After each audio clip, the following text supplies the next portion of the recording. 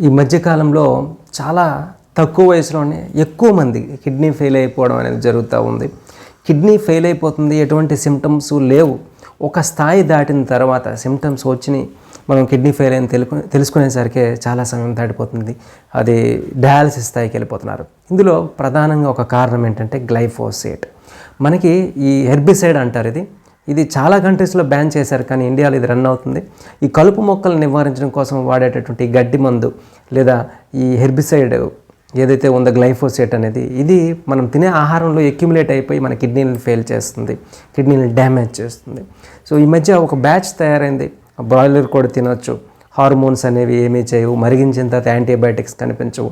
ఆ టైప్లో గ్లైఫోసేట్ కూడా కొంత మోతాదు వరకు ఏమీ కాదు అని చాలామంది శాస్త్రవేత్తలు డబ్బులు తీసుకొని తప్పుడు సమాచారాన్ని అందించడం అనేది జరుగుతూ ఉంది. ఎలర్ట్గా ఉండండి, తస్మాత్ జాగ్రత్త.